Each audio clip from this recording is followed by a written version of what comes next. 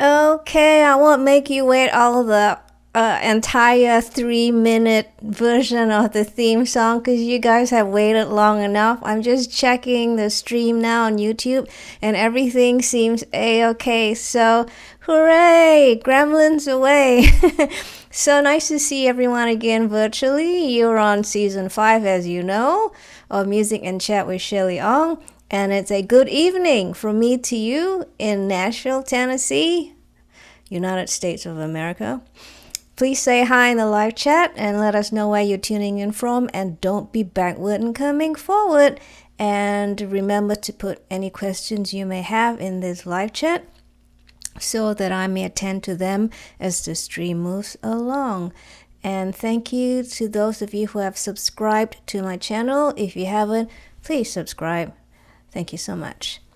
Hi to all my friends. I see some of you have already started chatting in the live chat. Gary Mayulo, our ambassador of music and chat.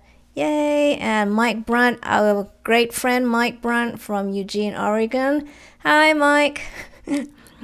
Who has admitted that he makes a living from solving people's tech gremlin problems. The rest of you, I can see there are a few of you gathered here because I see the numbers in the statistics. Please don't be shy and say hi in the live chat. So without further ado, it is 11 past 8. Let's get on with the stream. I do want to promote my reflection set. Those of you who were here last week know about my set of 4 CDs. I'm gonna do this mirror image thing so that you can see. Hold on, where is my mirror image thing? Huh. Oh, there we are. Okay. Alright, so you can actually see the CDs in properly this way. So the set consists of Shueh-li Izeibilz. That's the very first album that I wrote and released. So this is 20 years old now. Then we have Music from Another Land. This one was written and released in Texas. So was this one, Crossing Paths. And then this one was written and released in Nashville. Working title. Yowzers. Alright, and and along with those 4 is the tour poster. And if you're interested, please scan this QR code and you will get to a screen which tells you how to spend your money. All for a good cause, my music. Okie dokie. I also want to remind you, those of you who are in Nashville, that I have a concert on the 3rd of June. And the details will be on my website, shueh-li.com. If you don't know how to spell my name already, I'll be really sad and disappointed. But if you need help, the clue is on the screen. And I have a concert in Durham, North Carolina on the 6th of June at Arcana Bar and Lounge in Durham, North Carolina. Again, the information's on my website, shueh-li.com. So I hope to see you all there. I haven't played live for 3 years thanks to the pandemic. So I'm looking forward to doing it again and for my good friends. So please be there. Alright, let me play something like I always do. And excuse me if I suddenly splutter a little bit. The frog is still in my throat. Still got water just in case. But sometimes the splutters are uncontrollable. Involuntary. And I can't help it, so my apologies ahead of time. Alright, so I'm gonna turn my theremin cam on because this will be a theremin piece. And the piece that I'm playing is called Izeibilz 2. And I execute several tricks on the theremin, which I have implemented in this piece. I hope you can still hear me. I see my microphone level is still up and running. So here we go. Here's the Theremin cam, Izeibilz 2.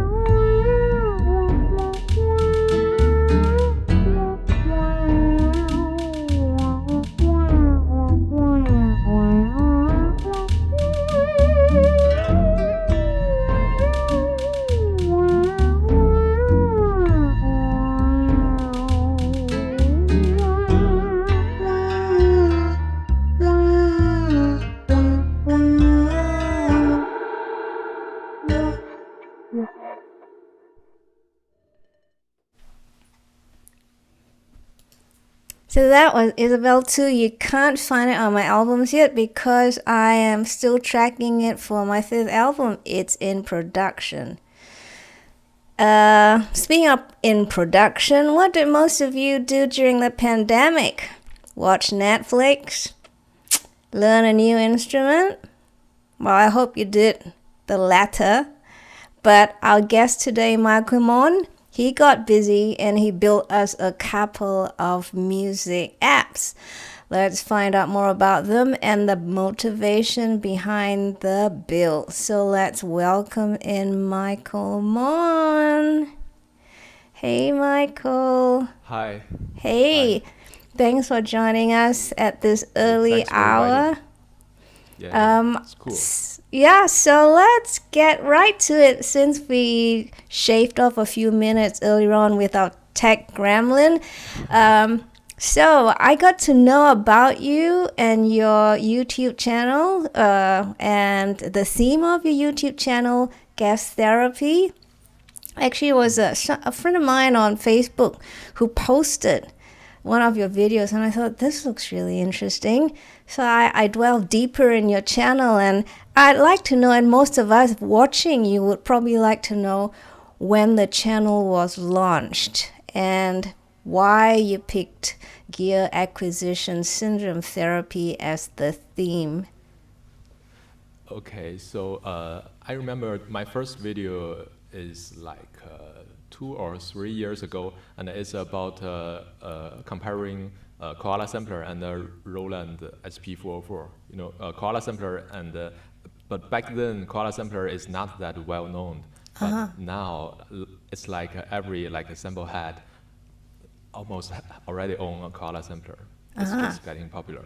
And I just made a comparison video between a Koala Sampler and the Roland SP404. And it seems like people really enjoyed it. And my initial idea for this gas therapy thing is kind of like it comes from I'm really into hardware gears, and at that phase back at that time, and so with no doubt I bought a lot of hardware gears and eventually not using them. They just lie on my shelf and collecting dust. So I feel really guilty for that. You know, spending all the hard-earned money and eventually not using the gears. So I want to find a way to cure my gas first, which might also help other people decide if they are okay to use this gear or that gear, or if they are, it's like there's always a cheaper solution if you want to achieve the same goal. So you were like trying to be everyone's best friend then. There are a lot of people out there who wish they could speak to their best friend for their advice about the gear, and you are the best friend. Oh, really? They Yeah. Okay. Yes, maybe. So tell us about your music background, because all this requires some musical knowledge or knowledge of musical instruments or gear used for music making. So I actually I'm not majored in music stuff. Yeah, music is purely my hobby, but this hobby has lasted me for playing instruments for like almost 2 decades, I think. Wow. Yeah, I actually started on guitar playing in in my grade 8 or 9th. I couldn't remember. It's around my 16th. Oh, okay. Yeah, I started to play guitar, and then during my college, I also formed a trio band, Oh, cool. called Voodoo Child. Yeah. Oh, I'm wow. old school like rock hat. Oh. And then after that band, I joined my current band, and although I play guitar, but there are already 2 guitar players in the band, so I choose to play some sparkle stuff like synthesizer, and that is the time I got into the synthesizer world. And for live show of our current band, I actually don't use hardware synthesizers. I only use my GarageBand and stuff's apps on my iPad. Oh, And connect okay. it with a MIDI controller, so that although I played the most like a variety of our band's tone, but Yeah. I have the least gear to carry for our live show. I just Yeah. put all of them in my backpack. It's so convenient. Yeah. Yeah, that's my yeah.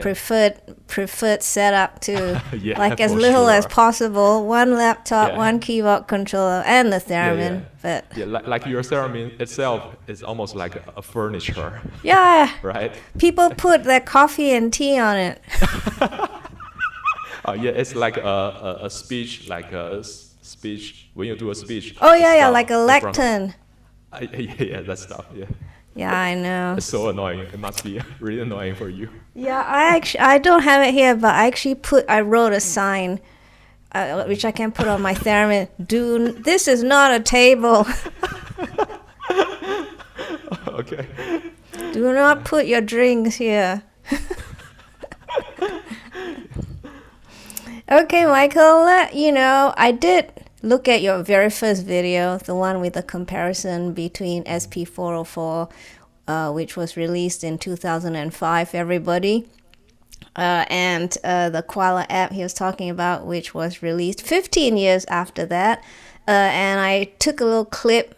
I hope you didn't mind that I did take out a few empty areas it's so okay. we could view it. And everyone, Michael has a great sense of humor. So, and I love the way that he's put his videos together. He everyone has their own opinion about things, and he gives you he offers you what he feels applies to him, and he does offer you a lot of laughter as well. So, so let me play that clip for you. Okay, here we go. Michael, while I'm playing it, we might not be heard until I unmute our Zoom from here. Okay. Yeah, just give me a hint when it's finished. Okay. Cool. So you won't be watching it then. I leave it up to you. Okay, everyone, here is the clip from that very first video.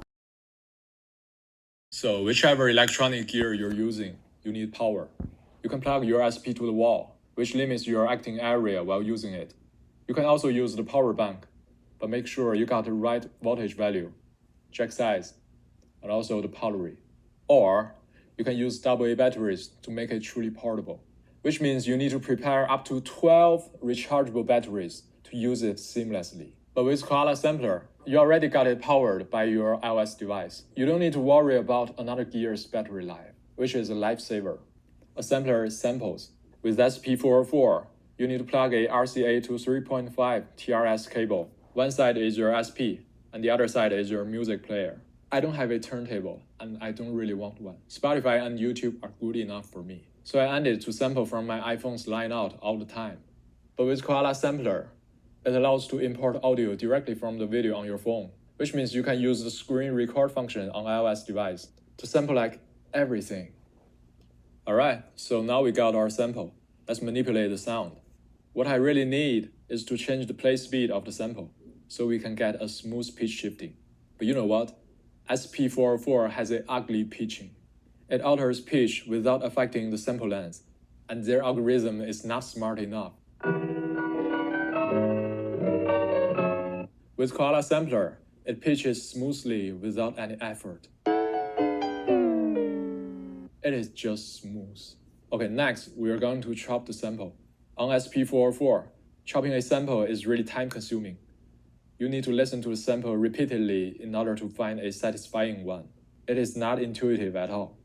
But with Koala Sampler, all you need to do is just click on the Edit button, then drag the slice indicator on it. Now you see how clunky and dated the SP404 is. Then why do I still keep it? But to be honest, it just makes me feel cool and look cool while having it on my desk. I can feel like I'm a real hardcore hip-hop producer. But the truth is, I don't like using it. I think it's just a waste of time.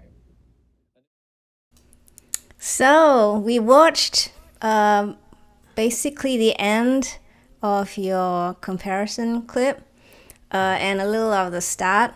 And at the end, so we saw you taking out all the power adapters and all the connectors that you need, including batteries, just to get the SP404 working. But at the end, you did mention the idea of looking the part of a hip-hop producer. And that's interesting. I noticed you have this sociologist hat that you wear because sociologists would believe that items act as costumes of a person's identity or their profession. It's quite interesting. You worked as an IT product manager, I understand. How much of what you observe in these comparison videos come from your time as an IT product manager, you think? Do you mean the time I need to put to make a video like this? Yeah, and also what when you look at the two items that you're trying to compare, there's some analysis going on, right? What is it about this one and that one that are different, and which is better? Or because in a way you are putting your own subjective thoughts about them in this comparison. How are you deciding what is more efficient, what is easier, what is cheaper, and all that? Do you think that when you worked previously as an IT product manager, some of that is giving you an opinion? Yeah, I get you. I got your question. Yeah, totally. Actually, the story will be way back further than from me being a product manager for more than 8 years. I believe this year is the 9th year. Yeah.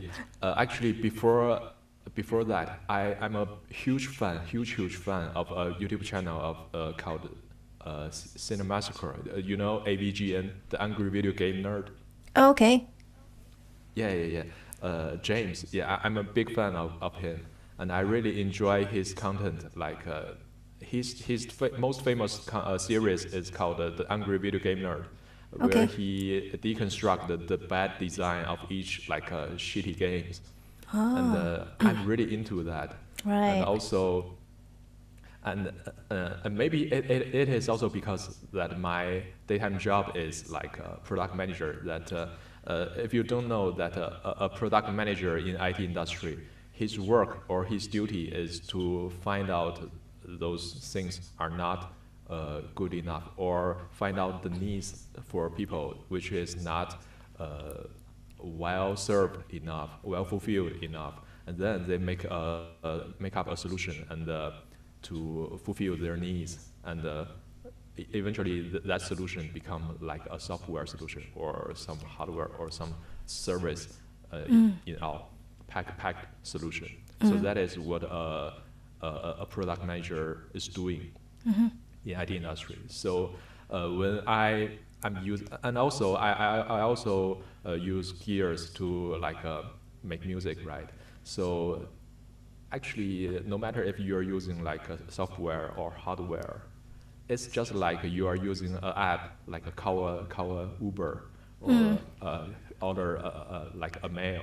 A meal, I mean, yeah, it's sort of the same thing, like which function need to be on which page and which order you need like the procedure you need to go through. It's almost the same thing. I see what you mean. Yeah, I have a lot of gripes about user interface design that is done badly. Yeah, and especially for like hardware gears, there are so many bad designs, so many of them. It's really annoying. Yeah, that's why I couldn't stand them, and eventually I stepped in. Yeah. I get it. So I know that I have promoted your 2 apps for you, and I know a lot of our viewers are therefore very excited about learning about the apps that you built. So let's get straight to my first question about your apps. What motivated you to do this? Oh yeah.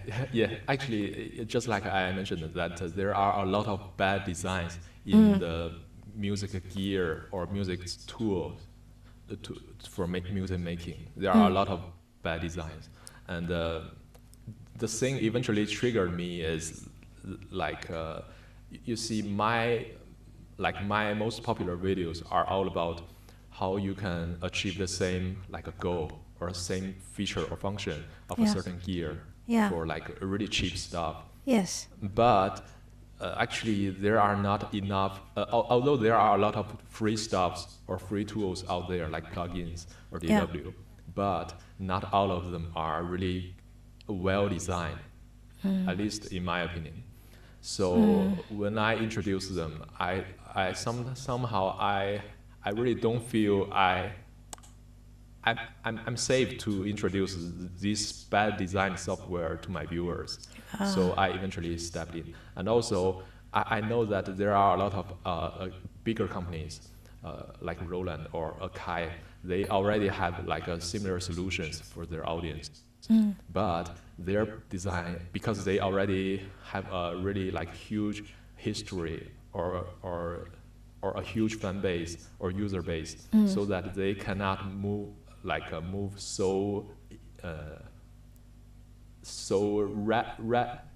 do you say that? Yeah, rapidly? Well, is that what you're trying to say? Not rapidly. I mean, they cannot change they cannot change too much. Yeah. Because they already have drastically? Really huge, yeah. Okay. Kind of like that.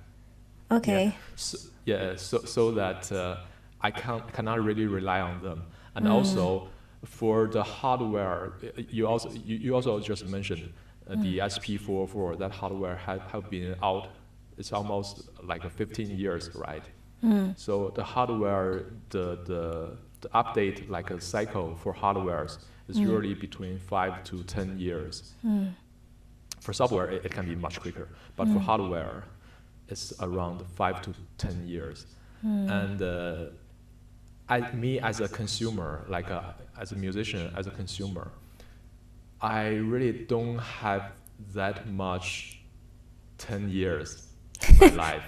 You know what I'm saying? I do. So I really couldn't rely on a big company that don't satisfy me at all to fulfill my goal, to give me the tool I want to use. I don't have that much 10 years. So I decide to, okay, I'll step in and I'll try to make it at least better, a little bit better in my opinion.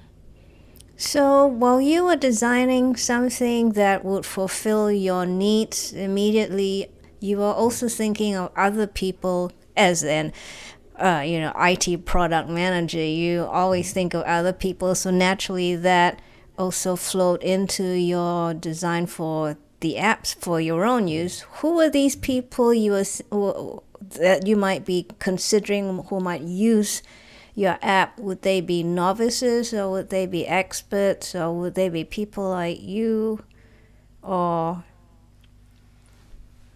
Okay, so because these two apps I already made, it's kind of like the startup for what I want to do. So for the startup stuff, I really want to I find I don't know how to say it in English, because in Chinese it is called 交集, everything has their own interest, but when everybody's interest got covered in that small area. Yeah, like a Venn diagram. Yeah. Like a Venn diagram where out of many groups, the similar interests mix the similar interests in the middle. Yeah. So the first few stuff I would make is for fitting everyone's need, the most basic, it's straight to the point, the most basic stuff that fits everyone's need. You just can't. You just can't deny it that you need it, and for that part, I make it a little bit better. I see. And, my strategy for this starting up is, firstly, I make something like everyone need, things everyone need, and make it better, in my opinion, and then start to dig into each direction, niche direction. And that's kind of my slow strategy for my one-man band. Yeah. Speaking of strategy, what was your programming experience like when you began building your apps? Had you been doing a lot of programming prior to that? It's a horrible journey. Oh. Yeah, if you're interested, I can share you a little bit. Sure. Initially, because I don't have an IT background. I mean, I don't have a coding background, at least as a developer. Yeah. So, but I'm a product manager. I can design products. So my initial plan was to find a few friends. Yeah. You call them friends because so that you don't have to pay them much. Oh, I learned something today. I'm sorry. I'm sorry. Sorry, friends. Sorry. No, I'm kidding. Actually, I paid them. You can call it I hired a few developers for me, and because I know what it needs for develop these kind of tools. So I hired iOS developers, and then back-end developers, and then the core the audio part developers. And then I made the product design, and then I give them the documentation, and then we do a regular meetup. But after I paid them, I already paid them in the prepay, or how do you say that? Yeah, in advance. Yeah, in advance. And then after 2 months of regularly meet up and pitching, always pitching, I still couldn't get what I want. So maybe it's my my design, the solution design might be too much. It's almost like a DAW. So but at least for a single sample player part, I still couldn't get what I want. There's always bug, always lag, and always pitching not right. So I'm damn it, for the time and money I have spent, I might already learn how to code. So I just cut it off and choose another direction. I choose to do it on my own, because I do the product design, and I know music, I know how these tools. So and the only part I'm missing is just the development. Yeah. Wow. So if I can learn the development, that this one-man band can be so efficient that I don't even need to write out the product documents. Everything is just in my head. I just do it and test it. Good, go. It'll be super efficient. Wow. So I just decided to learn how to code by myself. I mean, for free online. Yeah, well, congratulations. I did it. Yeah. It's a hard. It's really hard. Yeah, here you are one of a small handful of people I've come across who like, and I'm also a DIY myself, everything kind of person. Cool. And I really enjoy talking to people who decide that they can product manage or project manage the entire thing, because it's a lot of work, and sometimes you think having other expertise would be better, right? But then, like you said, you then have to try and have dialogues, discuss with them what it is you want, and by the time you finish that, you could have done it yourself. Not to belittle their expertise, but it's just like you're saying, you know what you want, you have the background, you just need to learn the in-between stuff. But congratulations anyway on the two great apps. So let's look at the first one, the AASamplePlayer app. Everyone, Michael's going to give us a short demo.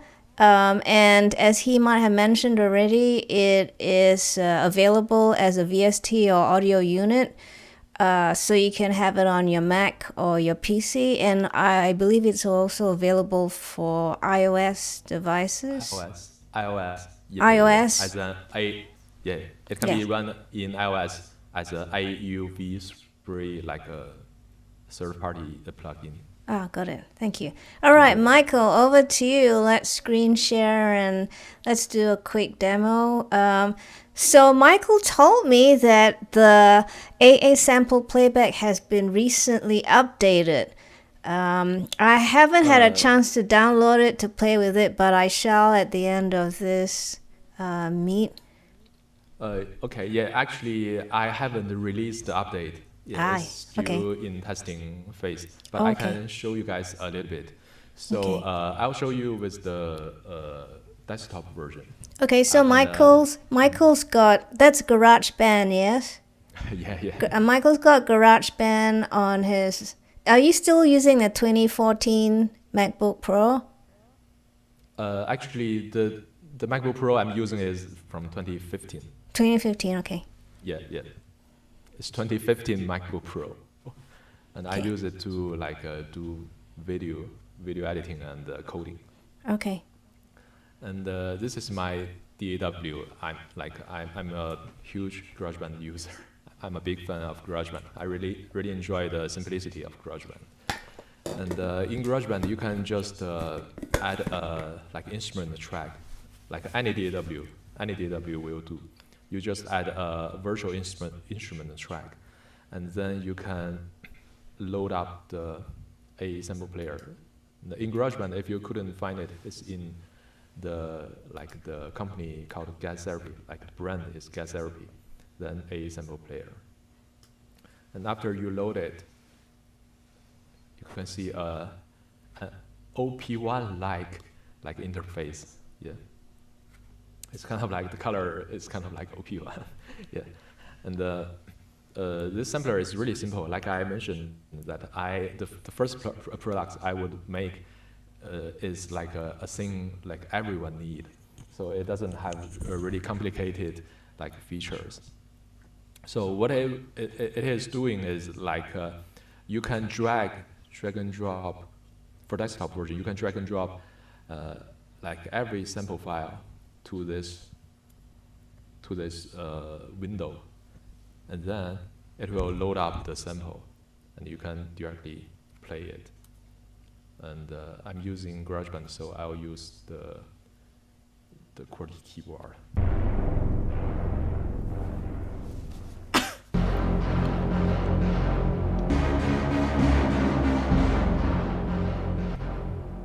Okay, yeah, and you can just make a sound. And the features here are really simple. You can loop and then you can reverse. Reverse can be a really handy tool for making a riser sound from a crash or cymbal. Reverse, and there is mono. Mono is not mono stereo mono. It's the polyphonic monophonic mono.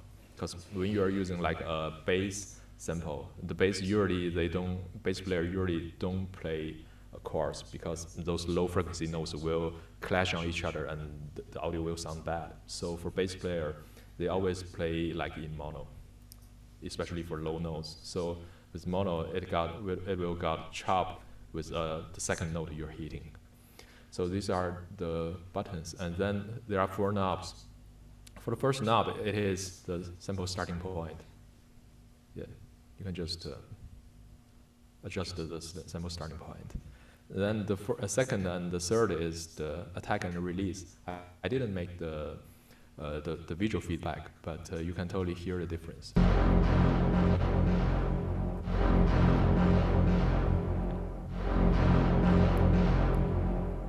Yeah, it's the attack. The amplitude envelope attack. So Then for the those third one, who don't understand an envelope kind of shapes the life of a sound or waveform. So by increasing, please. It's kind of like when you say if you say then the attack will be 0. But if you dial up the attack and the sound will be the volume will be by slowing down the attack, you're slowing down the amount of time it takes from triggering to when the maximum amplitude can be heard, as Michael was trying to demonstrate with his voice. Thank you very much. Thanks. And this is the release. For now, by default, the release time will be release is kind of like attack, but release is for when you release your finger, and then how much time the sound would reduce to 0. I mean the audio level or amplitude. I understand. If you dial down the release, if you release your note, the sound will stop suddenly. Yeah, and if you dial it up. So for our viewers, those 2 adjustments are time-based. Yeah. Okay. And then and the first one is repitch. It's I think it's 1 octave up and down. Oh, okay.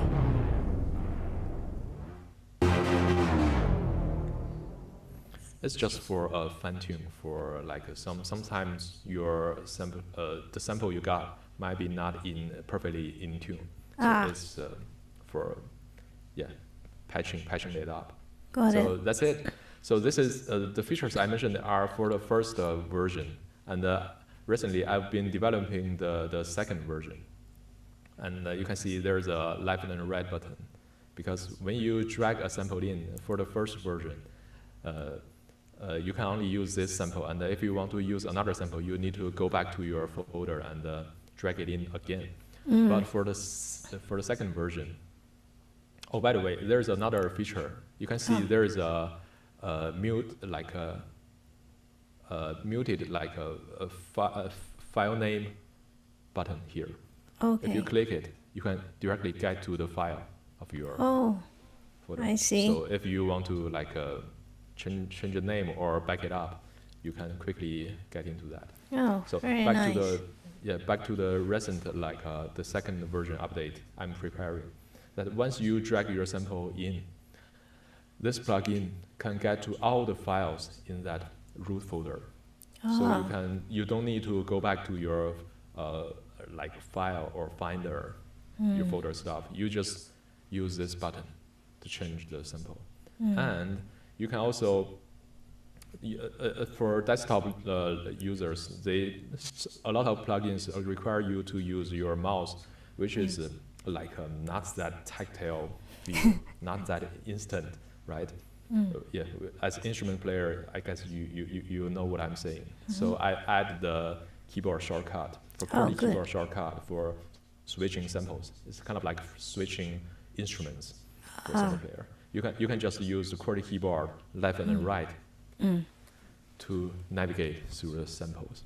It can be really time saving because for a lot of producers, sample-based producers, when they do sound design, the most basic level of sound design is switching the sound source audio and see if it fits what they are aiming for.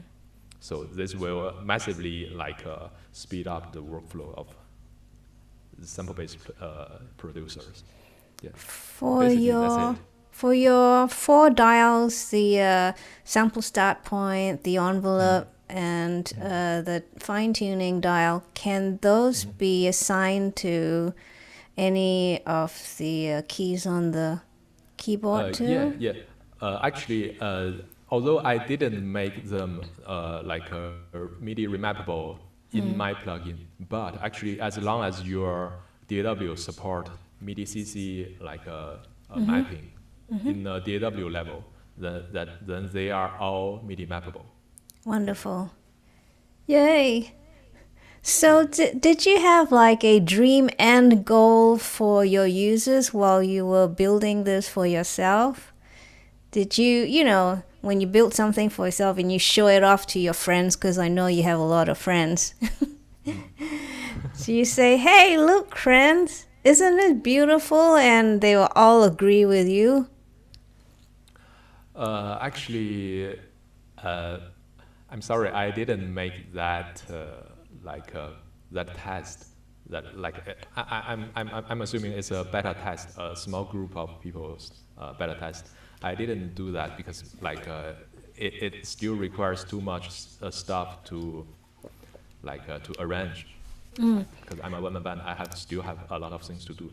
So my basically my workflow for designing and releasing the product will be I find what is interesting to me, and I fine-tune it and change it, redesign it until that I got excited for this thing, that I can still be excited to test it. I get to that certain level, and then I think, okay, that is the level I can release it. Got it. So let's move on to your next app. Anyone with questions in the live chat, please put them in the live chat so that I can see them and I can forward them to Michael while he's still our guest and he hasn't said goodbye and gone off somewhere already. And you guys are still hanging there hoping he would answer your question. No, don't do that. Don't wait so long. If you have a question, put it in the live chat. Thank you. So, many guitarists, for them, a particular chain of equipment makes that sweet sound. And a lot of guitarists use in that particular chain of equipment pedals such as overdrive, distortion, fuzz, in order to crush the peaks and troughs of the incoming sine waves and giving us the resulting extra tone colors found in angular waveforms. Yes, I'm talking a lot, I know, but Michael, his second app is called AnyAmpIR. So we know about amps, but what is IR? IR is simply the sonic measurement of the sound of a speaker, room, or mic in relation to a sound source, that sound source being the impulse part of the IR. That's for everyone out there in case they're not too sure. So Michael, we're curious about your AnyAmpIR. First of all, what are the qualities of your favorite amp and why? Actually, although I'm a guitar player, but I haven't been playing with too much amps in my experience. So, Right. Because the first few years of band playing, I'm the guitar player, and the amp I'm using is actually a knockoff PV. Ooh. Yeah, I bought that. I think I mentioned that in one of my videos. I bought that in second hand, And I thought it was PV. Yeah, I thought it was PV like back during my college. Oh. And then one day during like our rehearsal, I found that the logo on that amp is not PV. It's actually in Chinese word called 顶峰, which literally means pig. And they just designed these two Chinese words into the shape of PV logo. It's really funny. I have a PV practice amp. You need to check it out too. I had to have a look. Yeah. I also bought mine used because I just needed it for practice, you know. Maybe that is the one I used to use. Maybe, who knows? Yeah. Oh, interesting. Go on. Yeah. So actually, the amp experience for me is like not too much of them, but since I just got back to guitar, and because for the recent like a decade, I play synthesizers more than guitar in my band. So, and for like the recent year, I got back to my guitar and practice more. And then I found I need an amp, but the amp is just too loud. So I just couldn't buy another amp. I mean, they're also huge and taking up my living space. Yeah, I found that people saying Roland Cube is pretty amazing for its size. Yeah, I know Roland Cube, and it's really amazing. It sounds amazing too. And one of my friends also got a Roland Cube. It's really amazing. But still, for me, like my goal for playing guitar is not only play some tune and forget about it. It's not only practicing. I still want to turn my practice into a beat or some stuff like other people can really enjoy, like among the world. So I need to get into the recording phase. But you know, for a recording amp, it can be really annoying. You need an amp, and you need mic up, and you need somehow a well-treated room to reduce the reverby stuff. There are a lot of work, and they are just loud and annoying. They can be really annoying. Yeah. So I choose to find some software solution, and there are a lot of software solutions. And during that phase, I found out that there is a thing called IR, impulse response, which you just mentioned. And from my knowledge now, I know that IR is kind of just a complex EQ replication. It can replicate the EQ and also the phase, like some phase modulation, which if you turn it into a human language, it can be IR can be replicating a certain EQ and the reverb effect, if you want to put it simple. So I know the amp, a lot of amp have like amp distortion, but actually from my experience and from my friends' experience, like I asked my band members, although they know that their amp have the distortion, but they almost never use it because our signal line or our workflow for no matter rehearsal or live performance, we always rely on the pedal board on the floor. And we cannot rely on a certain luxury amps, a certain feature for each and every show. It's not practical. So for the tone, we always rely on the pedal board. If you want a distortion or overdrive, you just put another pedal on your stick onto the pedal board, and then use the amp and the microphone to be the final tone shaping part to make it more like a proper like a guitar or bass tone. Yeah, and for that part, only for that purpose, I mean IR might be the perfect solution for that. So that I really enjoy pairing like any distortion and overdrive with an IR, like a IR plugin. But for as far as I see, I tried a lot of IR loaders and IR plugins that their workflow is just so annoying. Like I mentioned, you need to always use your mouse I mean, when you're using your mouse or trackpad, the user experience for like instrument playing, the feel is just almost gone. Yeah. I It's really understand. annoying because they always require you to use your visual feedback, which is opposite from music playing. Like for music playing, like why people like to turn knobs, that tactile feel, I totally get it. I totally get it. That tactile feel can be really like intuitive. There can be a muscle memory, especially for instrument playing. So that I try to make IR loader better. So here comes my AnyAmp IR. Okay, Michael, give us the demo. Oh, okay, cool. I'll share my screen again. Oh, although I didn't grab my guitar, so I'll just show you what I did with my plugin. Okay. Okay, so by the way, can you hear me?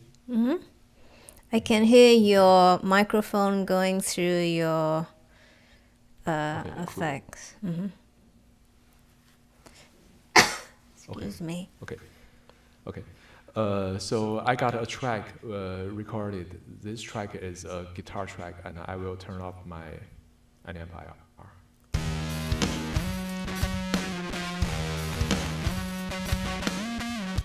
It's kind of just my guitar directly into I think it's a big muff, like a knockoff. It's a fuzz pedal. It's a fuzz pedal.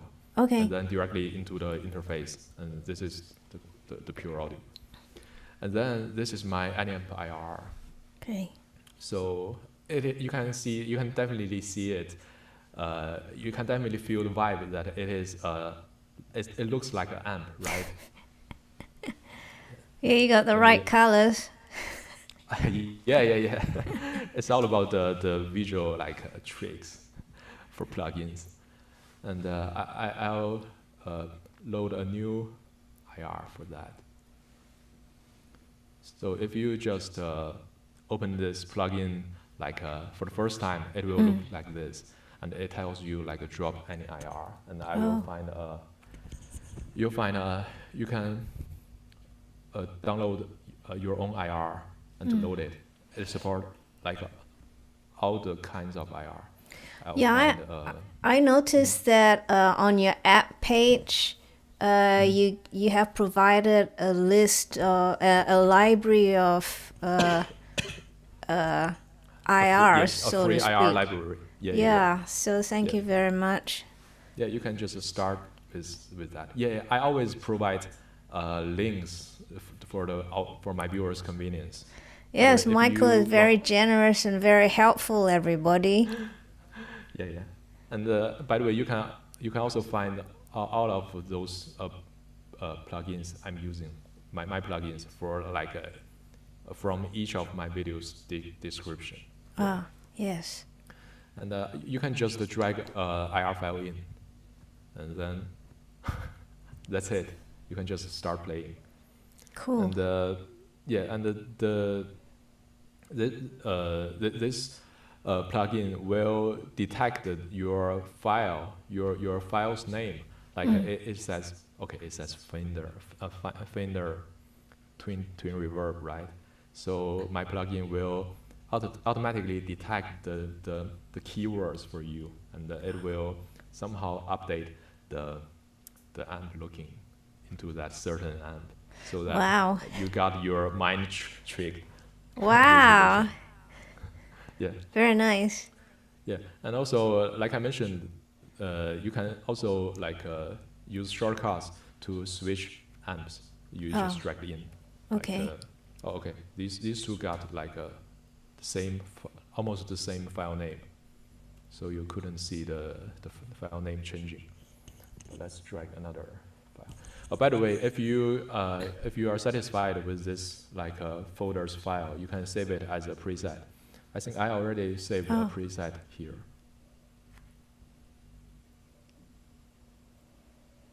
Okay, so I saved this preset as a DAW preset, and you can just quickly recall it, so that I can get to all the files of that folder, and you can check how they will affect your tone. And this part can be really fun because mostly our guitar tone, even though you're using the same distortion or any other effects, if you change your your speaker cabinet, your end speaker or amp, and your microphone, those things will totally change your final tone, shaped up tone drastically, and that we can just hear it like maybe from this one. Let's hear without the IR shaping. Okay. The sound will sound like this.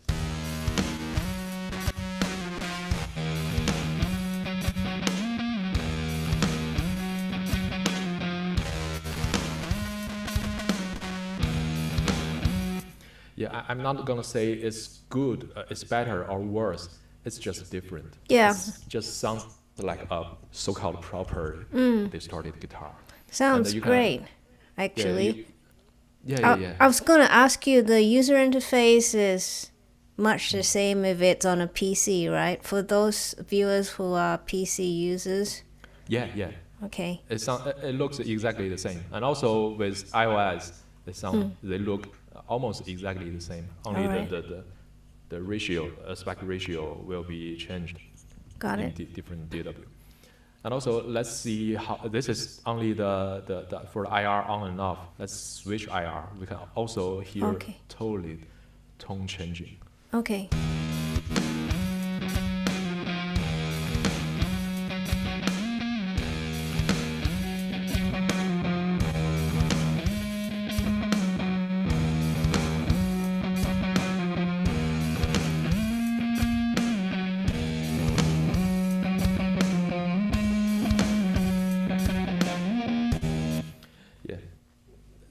Some of them might not sound that big difference, but some of them will be big difference.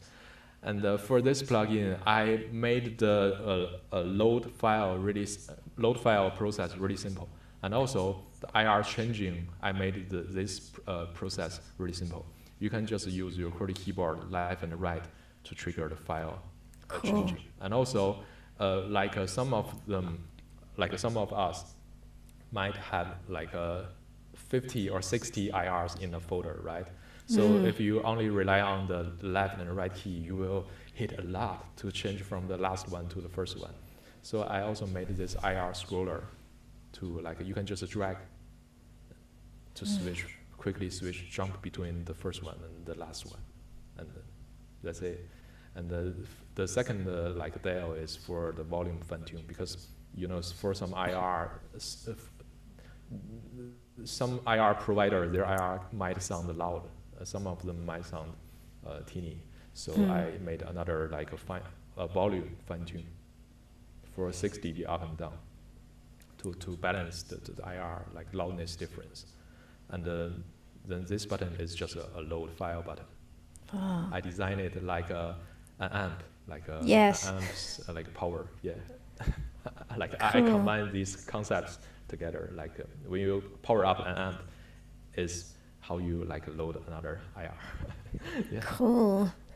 Yes, I love it. You guys, do you have any questions for Michael? We have a fan of yours who's just joined the live chat. He goes by the name TF Mouse, or she. I can't quite tell from the picture. TF Mouse says they're binge watching your videos right now. Or they have been binge watching your videos. So, there you go. Michael, as a product manager of software devices, but we've been talking about hardware and soft devices both. Some people think, again, everyone has their own opinion about things. Some people think that the software amp simulations might not pack the same punch as a hardware device. I know you can't really compare them because they're apples and oranges. They're two different types of things. But do you have an opinion about, or do you have a response to such an opinion where the opinion is that the software doesn't pack the same punch, doesn't have the same oomph as a hardware amp, let's say? Yeah, actually, I do have an opinion. Okay. Yeah, and actually, it is possible to like compare each solution altogether. It is doable, but for the time and effort you input for that, and to be honest, in my opinion, I really think that with well, it's just an opinion. It's just my opinion, and I might do a video to like prove that idea in the future. But my opinion is that you can totally combine different effects if you want to simulate a certain device like effect to the tone, and I think it's totally doable. But I just need to like maybe make another video in the future to at least prove my idea if it's wrong or right. But even if I do it like even if I prove it's true, you can do it, or it's wrong, you can't do it. I really don't feel the need for just copying one thing to another thing. Because first one, if it's doable, then it will be hard. It will require a lot of work. The second one, actually nobody cares if you are using real amps or a plugin, because like nobody cares really. I mean, there are people care, like who cares it a lot. It is people like who sell you their products. Those people care. They do care about how you think about their product. They want to brainwash you, and also I want to brainwash others too. I want to like anti-brainwash you. I mean, it is still brainwashing. Everyone wants to expand their influence on how people would think. And then that is the most like important part if you want to sell things to people. Yeah. So I agree with you. Yeah, I mean, it is the manufacturers themselves really care about how you think, and also that leads to a certain group of people, like the community back of the like a certain culture will think it is important.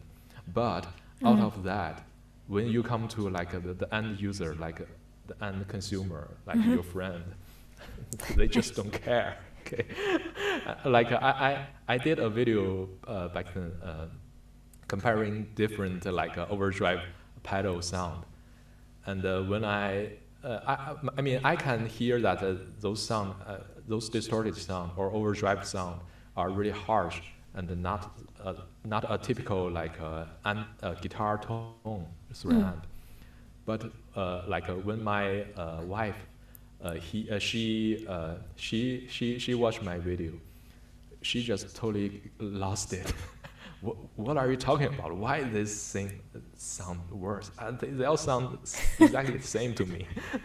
People just don't care. Is she a musician too? No, but she really enjoys music. Very good. I mean, like if you're a musician and your target audience is musician who knows a tone a lot more, then I mean you are definitely forcing yourself like to starving to death. You should move your target area, like your target to normal to normal people. I have to agree that everyone has an opinion because we're all individuals and we're all unique, and because of that, we all each have our preferences, be it hardware or software, and there's definitely, unless you spend a lot of time and energy, which I'm sure you will, in trying to manufacture out of software a particular hardware amp sound. But we all do also agree that they are different, so they will never be completely identical, even if you can manufacture using software, hardware, and so on. And also, you made a good point. Why bother? If you want the hardware amp sound, get the hardware amp. Yeah, and also, even if our technology is already there for perfectly simulating a certain device tone, but why just copy others' tone? Why don't you find your own tone, your own sound, your own voice, and be unique? Like, we already have like enough SRV copies, right? We got John Mayer even. I'm sorry. I'm kidding. You said it, I didn't say it. It's interesting you brought that up. One of my interviewees, Craig Anderton, he is known for his books, his seminal books on electronics and electronic engineering. And when we had an interview with him, he was saying, why do so many people want to know how do I do this instead of saying, what if I do this? The difference being, how do I do this is just copying you. Show me how you do that. What if I do this is, here's a knob. What if I try to turn it to the right? So that being experimental and creative. Yeah. Which is kind of what you're implying. Yeah. I mean, as long as you, like the most important part, in my opinion, for an artist is the unique part of an artist, like the personality and his unique experiences on everything is the unique part. Like a viewer, mentioned people like Mike Brown. He mentioned AI will change so much. Yeah. I mean, the personality of a single individual might be the most, the last part, which cannot be replaced by AI. But everything else will eventually get drawn by AI. Like, if you are John Mayer, you can play your same song, no matter if it is Fender or PRS you're using. Yeah, it is only you important.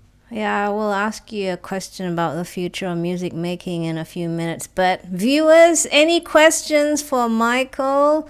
Please put them in the live chat, because we are slowly edging towards the end. Poor Michael has to spend Sunday morning with us. He's probably got something better to do. So please put your questions in the live chat. And TF Miles, thank you very much for your comments. Again, he thinks you got good stuff there, Michael. So there you go. You've got a lot of fans, I know. So your channel, I did a screenshot of your channel so people can see how it looks like. There it is. Let me change our orientation for a second. Quickly here. Alright, so this is a screenshot of Michael's YouTube channel. It's called Play PM.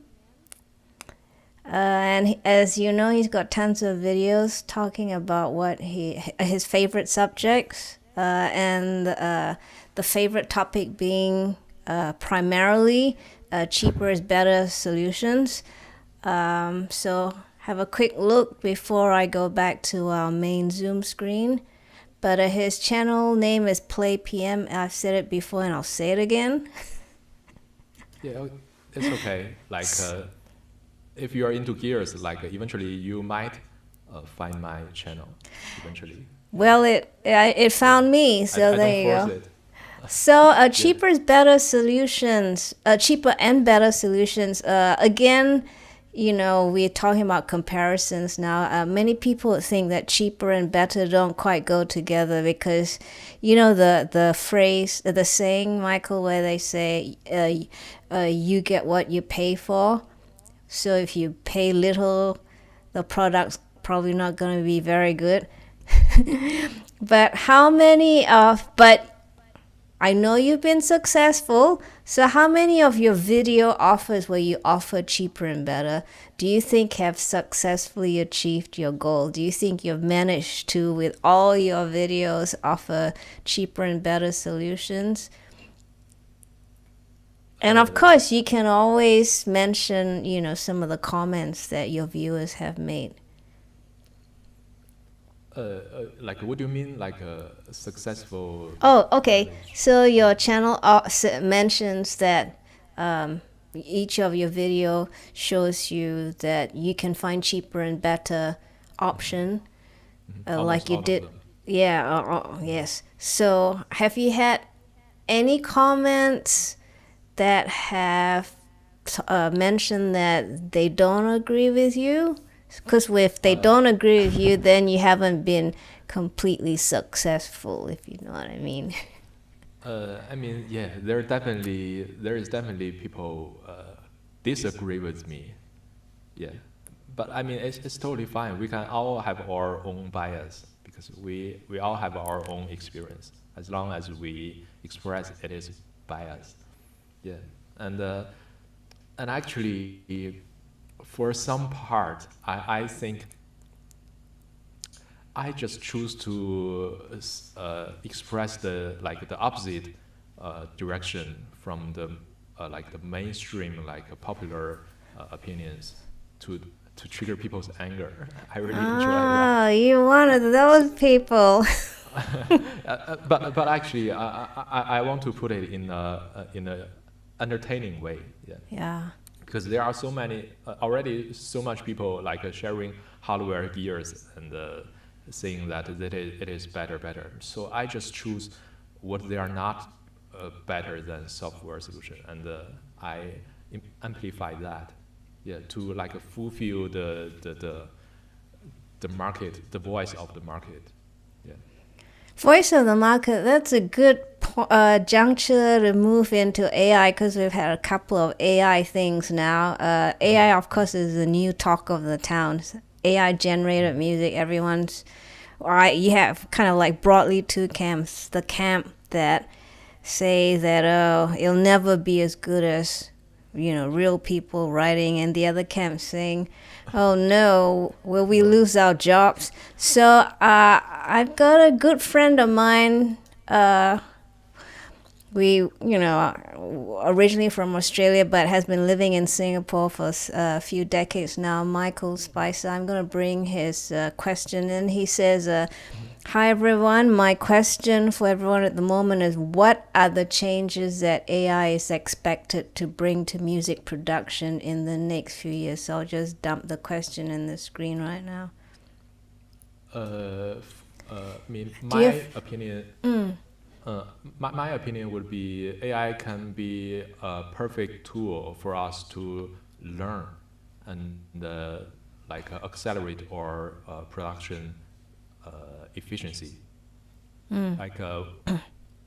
Because when once we can totally utilize our inspiration to make music, but if you want to go further and to be to step up, you need to step out of your comfort zone.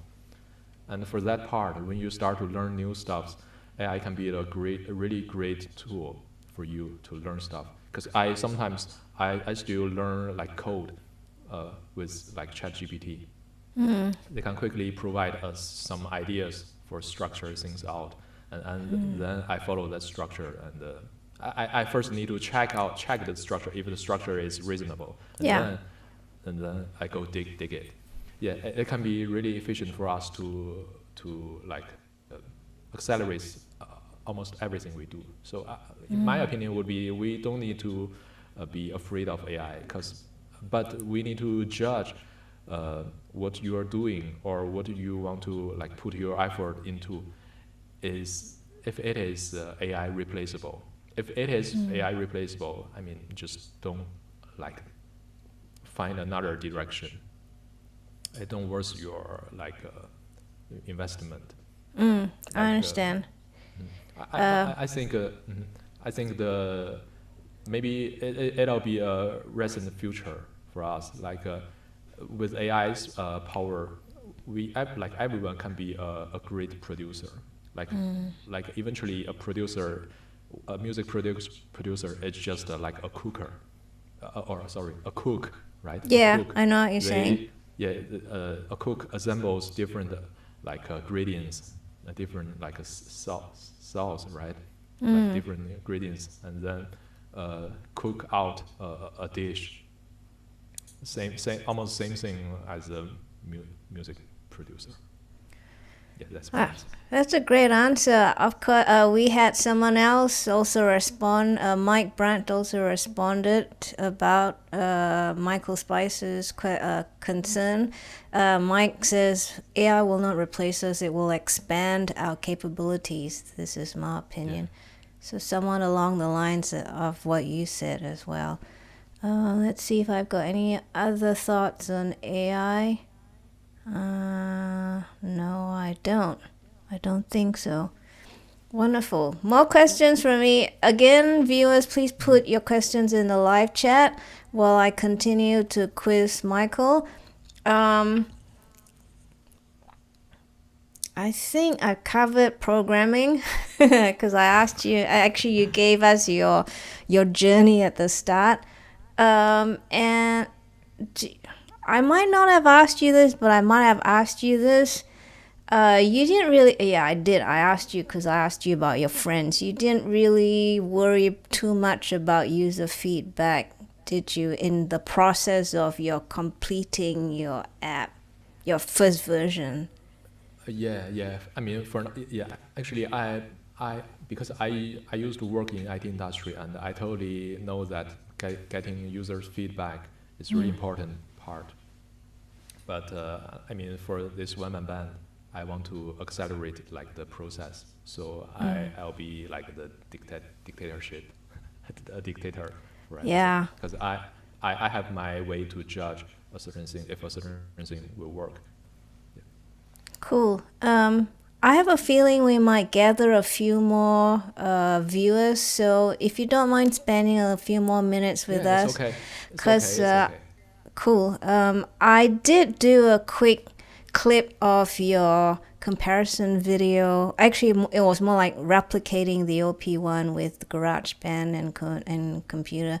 I thought that's kind of fun because we talked about that and you thought that might be a good one. Everyone, if you're not familiar with the OP1, it's a device that was famously featured in the One Your Name music video of the group Swedish House Mafia. It looks like a toy. It's a Swedish design, right? If I'm not wrong. It wasn't used in the actual production of the song One Your Name, but it features as the prime musical equipment in the music video, and it seems to have a big cult following. So anyway, Michael decided to say, well, you know what? I can replicate that with GarageBand and a 2014 MacBook Pro, and it only costs... Huh? 2014 MacBook Air. A MacBook Air, thank you. Only has 4 gigabytes of RAM. 4 gigs of RAM, and it only cost me $200, something like that, right? Yeah, on eBay. $200 to $300, something like that, okay? Yeah. So I took a clip of it so that you guys can watch it and have a good laugh. But again, Michael has a lot of humor, and I really enjoy his work. So here's the clip.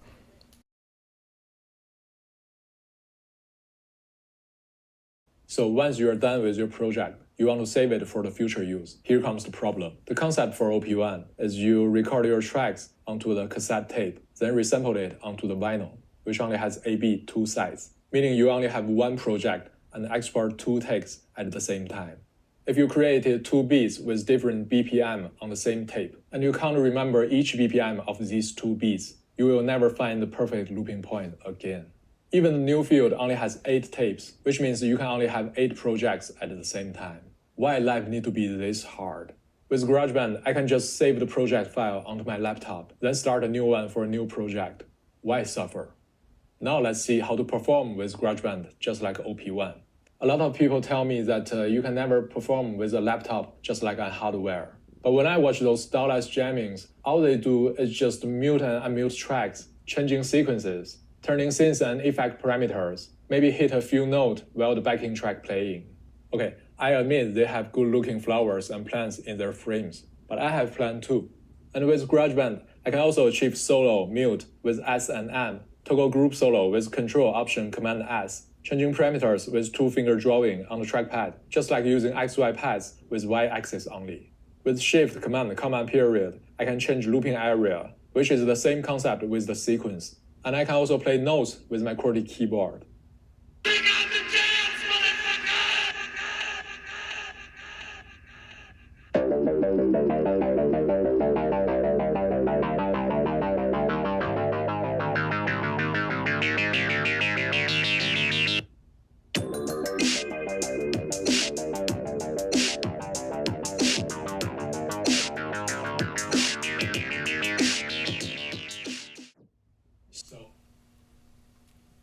So, I really enjoyed the keyboard shortcuts that you offered to try and turn GarageBand into like a DJ producer machine. So I read some of the comments from your viewers, and a lot of them share your opinion about, why bother with an OP1. Have you received any interesting feedback from people who have watched your video and tried your tips and tricks with GarageBand? And yeah. I mean, there are quite a few people, I got quite a few comments on, they really appreciate my introduction for keyboard shortcuts for AASamplePlayer, because they will definitely make your product workflow a lot easier. But in terms of using it for, DJing? Oh, no, I don't think so. that might be the part I went just a little bit further. I thought it was a great idea. Yeah, but yeah, I just want to do a little bit extreme in my video. And that was a really nice plant, by the way. Thanks. Anyone out there with questions for Michael?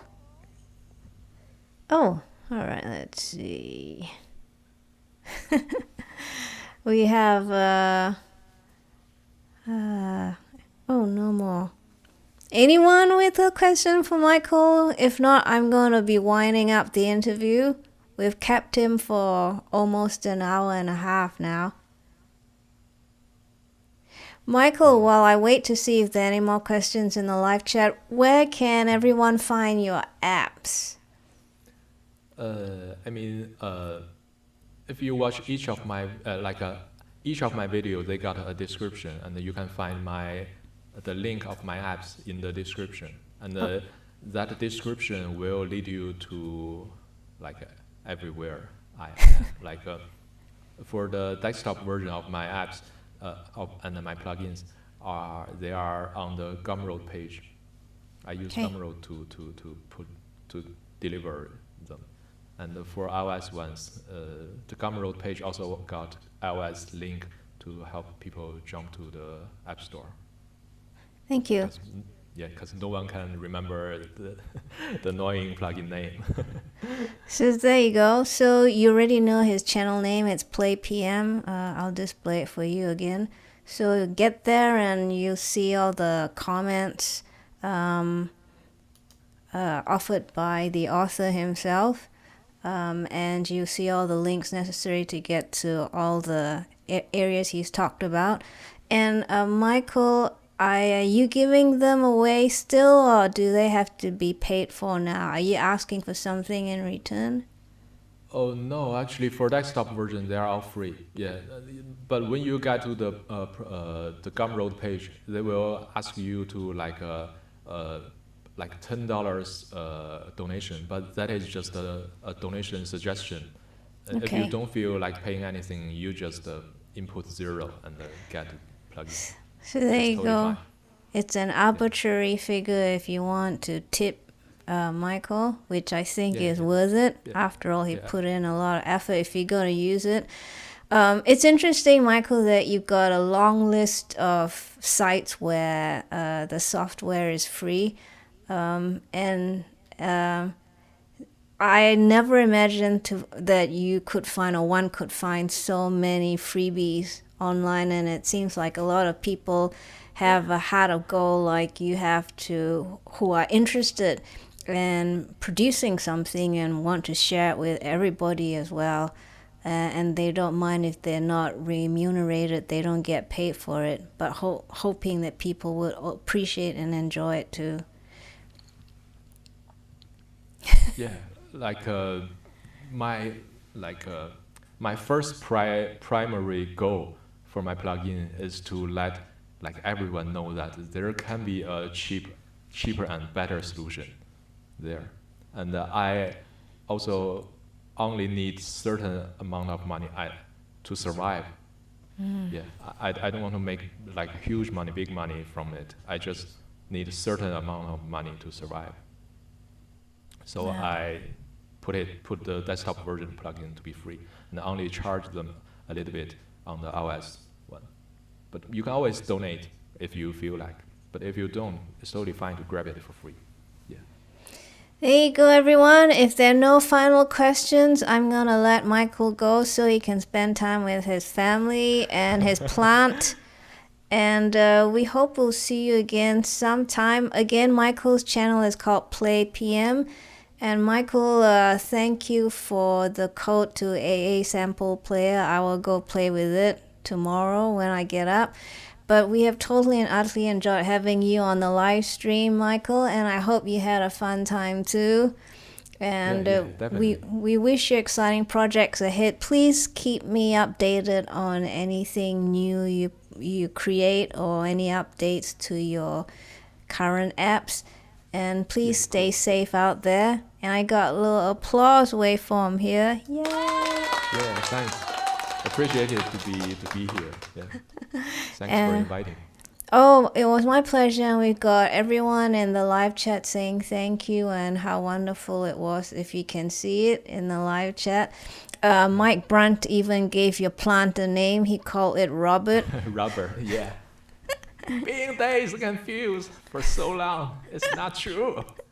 Yeah, I'm a huge Led Zeppelin fan. Very good. So are we all. Viewers, you've been awesome too. Please subscribe if you've enjoyed watching this interview. Please also subscribe to Michael's channel if you enjoyed watching this interview. My music is available on my Bandcamp store. You can find it, just go to my website. It's very easy. Everything is via websites now. And just to remind you, I have 2 shows, one in Nashville on the 3rd of June and one in Durham, North Carolina on the 6th of June. Please come and say hi to me. I don't want to play alone. And I shall resume music and chat when I return from my show trip. And I also announce my next guest when I'm able to. So thanks again, Michael. Don't sign out from your Zoom meet yet. Let me say goodbye to everyone, and then I'll say goodbye to you. So y'all, thanks again for spending tonight, nighttime where I am anyway, with me. I really enjoyed your company, and thanks for putting up with my drinking water regularly to soothe my frog in my throat, but I'm feeling much better. And stay safe and stay well, everyone, and come back to see me soon. Okay? All right, bye.